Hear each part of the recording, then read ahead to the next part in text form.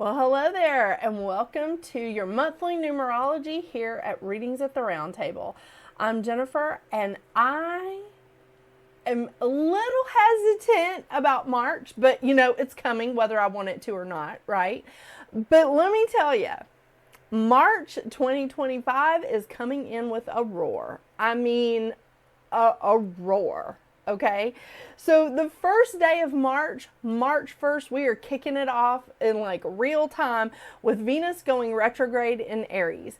Venus is going to be retrograde until April 12th, and it is going to retrograde, excuse me, it is going to retrograde back into Pisces later on in March. On March 3rd, we have Mercury moving into Aries. Now, this is a good thing because Mercury is not overly fond of being in Pisces. It rules, Virgo and Gemini. So being in Sagittarius and being in Pisces is not comfortable because it's opposing the signs that it rules. So Pisces is not the most comfortable place for Mercury. So it is good that Mercury's moving into Aries. But there's more on Mercury this month. Of course, on March 4th and March 5th, we have Fat Tuesday, Mardi Gras, and then Ash Wednesday. So I just wanted to throw that in just for fun. And another just for fun, on the 9th of March, we have Daylight Savings Time. So I know not everyone does that. Like in the U.S., I'm finding that out. But it's happening in some places in the U.S., Daylight Savings Time. So don't forget to set your clocks ahead. On the 14th, okay, here's a big one. On the 14th of March, we have a full moon in Virgo that is hitting its peak at 2:55 a.m. Eastern Standard Time. It is also the lunar eclipse. So we have Virgo and Pisces moving into the ecliptic, and Aries and Libra moving out. All right, because North Node went into Pisces in January, so that puts South Node in Virgo. This is our first one in Virgo and Pisces. So the full moon in Virgo with the lunar eclipse on the 14th is like putting us in that different ecliptic, that different feel. On the 15th, just after that powerful full moon lunar eclipse in Virgo, Mercury goes retrograde in Aries, and Mercury will be retrograde until April 7th. On a side note, this is the Ides of March. So it's kind of interesting because there's a lot of superstition around March 15th, around March 15th, because that's supposed to be the day that Julius Caesar was assassinated. And there's a lot of other superstitions around the Ides of March, but I just thought I would let you know, Mercury is going retrograde in Aries on that day. I know. It's insane. On the 17th, of course, we have St. Patrick's Day. And on the 20th, we have the sun moving into Pisces. The sun moving into Aries. What is wrong with me? There is a total party going on in Pisces. So if you have a lot of stuff happening in Pisces in your chart, you need to be aware of this. If you have sun, moon, or rising, or just a lot of planets in Pisces in your chart, you need to be aware of this because there is a total party in Pisces, like right now. And all the way through March, to be honest with you. Okay, so back to this. On the 20th, the sun moves into Aries, not Pisces, and it's also the spring equinox. Wow, love that. Love it. It is also International Astrology Day. Go hug your astrologer. Go buy your astrologer a cup of coffee. I'm just kidding. I just think it's a lot of fun. Okay, so on the 27th, I told you there was more going on with Venus. On the 27th, Venus retrogrades back into Pisces, and on the 29th, Mercury retrogrades back into Pisces. So again, as I said, there's a party going on in Pisces. And also on the 29th, we have a new moon in Aries that hits its peak at 6:58 a.m. Eastern Standard Time, but it's also the solar eclipse. So we're moving off of the ecliptic of Aries and Libra, and we're moving into the Pisces Virgo ecliptic. So you can see that with the lunar eclipse that we have in Virgo, in the full moon in Virgo, and you'll see it in the fall when we go through the eclipses then as well. On the 30th, here's a kicker. Neptune, who rules Pisces, is moving into Aries. Now, Neptune moves very slowly, if I'm not mistaken, 14 years. Yes. Yeah, Neptune moves every 14 years. Just wanted to double check my notes. So Neptune has been in Pisces, which it rules, for the last 14 years. It's moving into Aries for a short period of time, and then he's going to retrograde back into Pisces for a little bit before moving into Aries again for the next 14 years. So that's a big deal. And we're going to talk more about that. I have like a whole video planned on that. So just letting you know. Okay, so we're ending March with 5 planets with North Node in water, 2 in air, 2 in earth with South Node, and 2 in fire. Yeah, party in Pisces. That's all I'm saying. So we have the Sun and Neptune in Aries, Uranus in Taurus, Jupiter is in Gemini, Mars is in Cancer, and thank goodness, like, Mars is going direct on the 23rd of February. Oh my gosh. So happy about that. Then we have South Node in Virgo, Aquarius is hosting Pluto, and Pisces has North Node, Saturn, Venus, and Mercury. Yeah, it's a good time. All right, so I want to tell you what the crystal of the month is. I'm so excited about this. It's so pretty, and I have to move all my notes and stuff. So before I do that, I do want to tell you I will be pulling from the usual cards this month. The Goddess Guidance, the Goddess Guidance Oracle deck and Moonology Oracle cards by Yasmin, Boland. I just love these cards, even with my coffee spilled on it right there. Yeah, I love these cards. So I will be pulling from those cards for the advice cards for March. And I think I can get this. Let's see. Okay, yeah. How about that? Okay, here we go. So, the crystal of the month is petrified wood.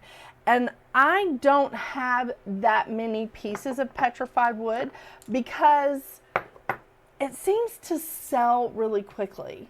I don't know what it is, but in my booth, this stuff sells like hotcakes. It's amazing.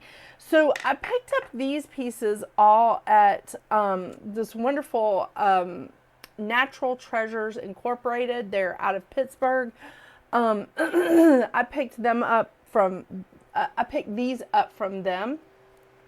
These are so beautiful. They are so these are wonderful because they've definitely been polished. And I love that you can see like the different colors and the different textures in these. Here's 2 small pieces.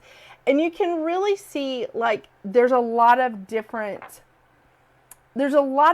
colors. Most of them are like sort of this reddish brown color, but there are light browns, there's blacks, there's like, this one has both light brown and red in it. There's even like little streaks of white here and there. They're absolutely gorgeous. Okay, I jumped the gun and put my notes down because I wanted to read this. The petrified wood is an energetic cleanse. It promotes balance and calmness. It grounds energy. It dissolves emotional fears, and it encourages inner peace. I think this is so important, like really during this time when we have Mercury and Venus, like both retrograde in Aries, both going back into Pisces. There's a lot of things like happening right now that I feel like we need some balance, and I feel like this is it's also a year of release. It's a year of the 9. I may have mentioned this once or twice, but I think this is a pretty important thing to have this emotional cleanse. Also, it's coming right after that really powerful new moon in Pisces that I was talking about. And I don't know how much I mentioned of it in February. I mean, I may talk about it on my live show. I'm not sure. But here, let me switch this. But the thing is, this Pisces new moon is really, really important. It is like an emotional new beginning. It is a spiritual, like, fresh start, new beginning. And it is a powerful time for you to manifest. But you do have to clean out the clutter before you start bringing in new stuff. And I love this because this, if we haven't hit it by the time that you're watching this, the Pisces new moon is on the 27th. So it's it's really, really important. I mean, it's a great, powerful moon, and Pisces and Virgo are on the ecliptic now. So again, it puts Pisces more front and center, more as like the main character, you know, and Virgo, you know, as the main character. But I mean, come on, I'm a Virgo. Who isn't the main character if you're a Virgo, right? I mean, yeah. So anyway, all this lovely petrified wood, I think that this is so beautiful. I think it's a great emotional cleanser. And it also, the book that I pulled, the Healing Oracle Crystal Reading Cards, you know, I usually read from those. It also connects us with our ancestors. It connects us with our roots. And I think that's so great because, again, it helps ground us. This is a strong strong grounding stone and centering crystal. It assists in connecting you with the tree spirits to receive deep wisdom and healing from your ancestors. It awakens the deep knowledge that lies within the blood and bones of your ancestry. It assists in realizing any old ancestral karma brought down through the bloodline. I love it. Love it, love it, love it. So let me know what you guys think about it. Again, this card is such a perfect illustration of how different each piece of petrified wood, I feel like, is just very, very unique. Yes. And speaking of unique, let's see what your individual numerology is for this fantastic and very motivating month of March.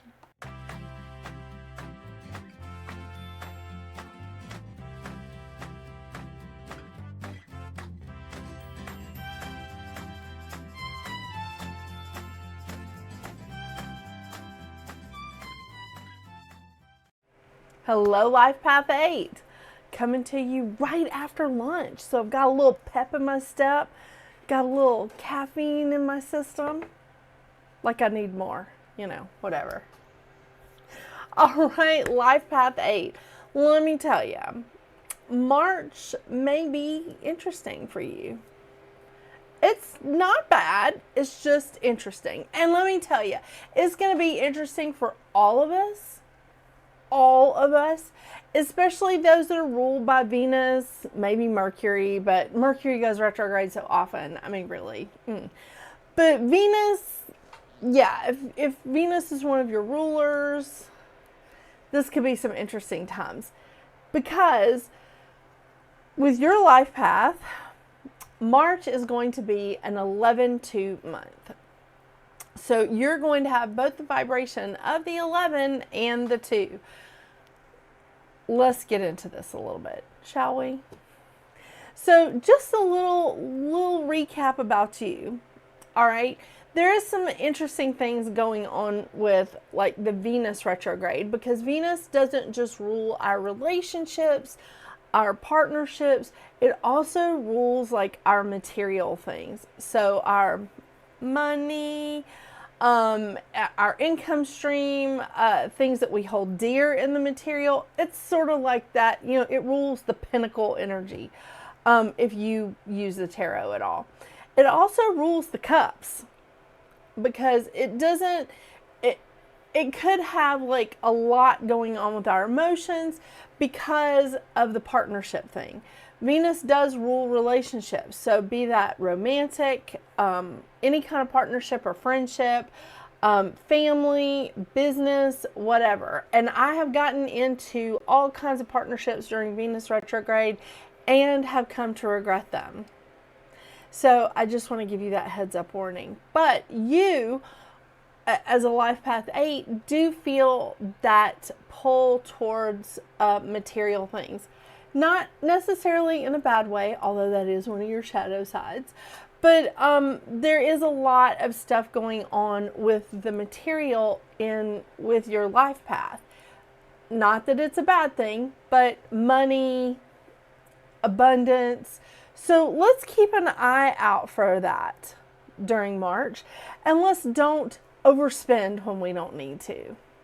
Let's don't just willy-nilly be out there like dropping stuff into our Amazon cart. Let's like watch our money, watch our income, because there could be some ups and downs. I have no way of knowing without looking at your specific chart.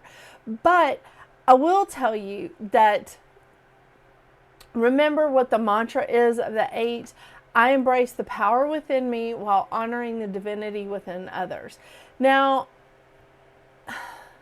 I think that this is great. It's definitely, you absorb a lot of inspiration from spirit, from your surroundings, from just wherever you are.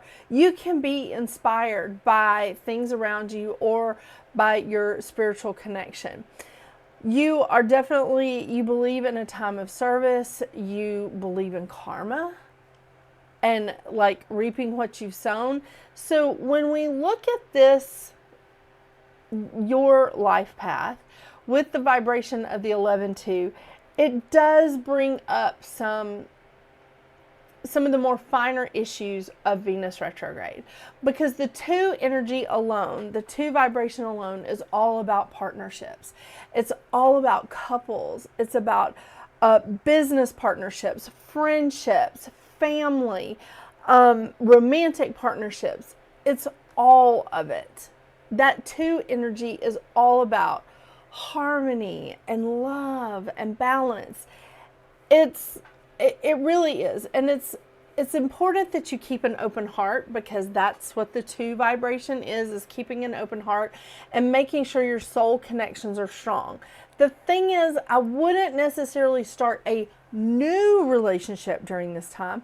I would just like stick to ironing out the bugs or ironing out some of the things that are going on in your current relationships. You don't have to start new relationships. In fact, I advise against it. But you don't have to do what I say. I'm just telling you that I think now would be the best time for you to like deal with some of the issues that you have in current relationships. Yeah, there you have it. Yeah. And I've been throwing this word around today a lot. Reassess, reevaluate. Definitely do that with your current relationships. And I think that that's going to make it so much stronger, because the vibration of the 2, and in fact, the lesson of the 2 is to figure out a way to cooperate, love, connect, and open your hearts without losing yourself. So it's important that during this time that you feel like you're a part of a group or a part of a partnership, and you're still maintaining your individual self. You're still maintaining your individuality. So it's a very good thing, very positive thing. The 11. Now, the 11 is the 2, but just more. All right. 11 vibration is all about enlightenment, illumination, inspiration, intuition. So it really is feeding into that energy that you already understand, right? It's feeding into that enlightenment, that intuition, and that definitely the inspiration just flowing into you, flowing through you. I think, again, fantastic. The thing with the 11 and Mercury and Venus retrograde, is that the 11 is definitely open to embracing others where they are, meeting people where they are, and like understanding them and embracing them and saying, I see you, I hear you, even though they may not be at their level. That requires communication. See where I'm going with this? So 11s are always looking for a new way of communicating with other people so that they can have a complete understanding of what's going on. This may not be the best time to find a new way of communicating. You may just need to stick with, how do I need to communicate with this person in a different way, but not coming up with a complete new way of communicating. Because let's face it, Mercury in retrograde does not make that easier, does it? No, it doesn't. So, the 11 vibration is also about converting dreams into reality, accepting divine inspiration. Again, that's something that you're used to. That's something that you're accustomed to having. So that part is going to be very easy for you. That part is going to be really just like a natural progression, a natural thing for you. The mantra of the 11 is, I am divine inspiration, making a difference in the world today. And the mantra of the 2, which I don't think I said, is, with an open heart, I joyously receive and offer infinite love. And infinite is definitely something that you understand, because that's your whole life path, is understanding that there's an infinite supply, understanding that there's an abundance. This is the t-shirt that my mom made for me for the year of the 8. Yeah, it's kind of your t-shirt, life path 8. But so that being said, the shadow sides, let's get into that. So the shadow side of the 2 is sacrificing yourself for the good of the group or the partnership or the couple. That's not a good thing, because what that's going to do is it's going to eat you alive in resentment. Yeah. And we don't want to be that person, because those are the people that get upset and frustrated and then they ghost people. Yeah. Instead of just opening up like a human being or an adult and saying, hey, this is what's going on with me. You truly shouldn't have that problem, but you're going to feel pulled to that this month. So don't do that. Don't open yourself up to that massive amount of resentment that's out there with that little shadow side. Other shadow sides of the 2 is indecisive, overly sensitive, placing others before self. Yeah, becoming the martyr, that victim mentality. We don't need to embrace any of that. Maybe let it be something that just moves in and out of your mind like a thought and just moves right on out. Yeah. Shadow side of the 11 is being too sensitive. Sound familiar? Creating nervous tension when maybe it's not needed.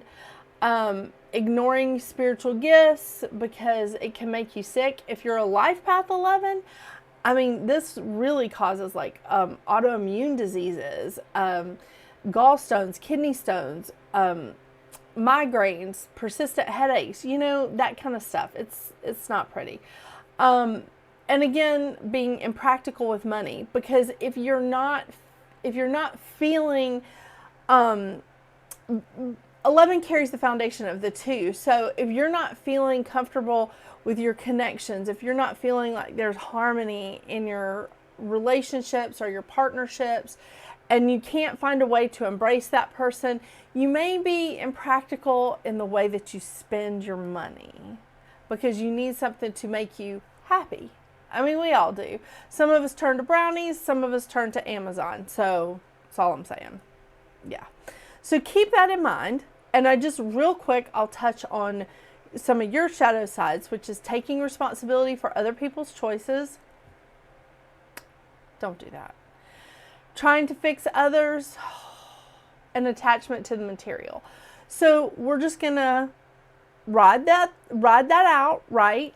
We don't have to take responsibility for other people's choices and other people's actions. And if they truly are someone that loves you, they're not going to want you to take responsibility for that. I mean, you know, unless they're a child. And my 8-year-old, are you kidding me with that? Yeah. So Venus and Mercury, this retrograde is going to, it's going to be really interesting for your life path. And if you are ruled by Venus rules Taurus and Libra. So if you are ruled by Venus, my apologies. I mean, but if you're ruled by Mercury, you're like me. You get so used to like Mercury going retrograde. You're like, yeah, again, whatever. Yeah. And that double ruling of Mercury, so much fun. Seriously.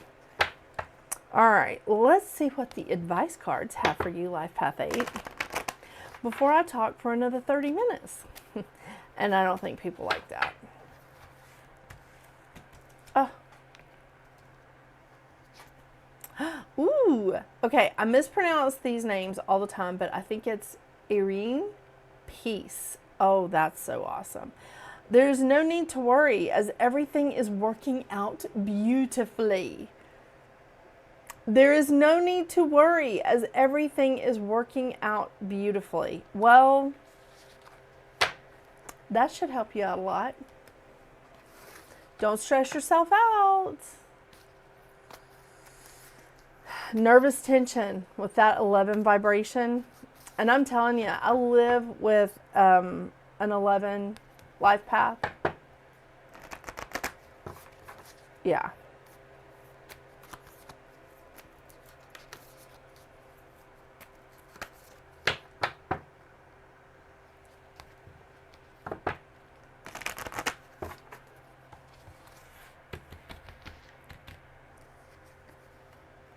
Ooh, okay.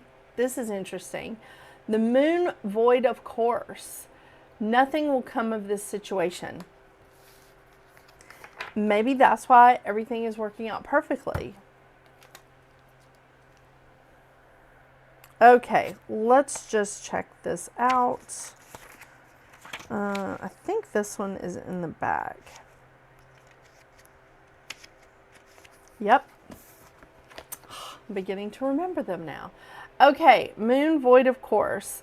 In a form of astrology known as orrery, yeah, where an astrological chart is cast according to the question that is asked and decoded, a void of course moon means nothing will come of this. Now, this is very interesting.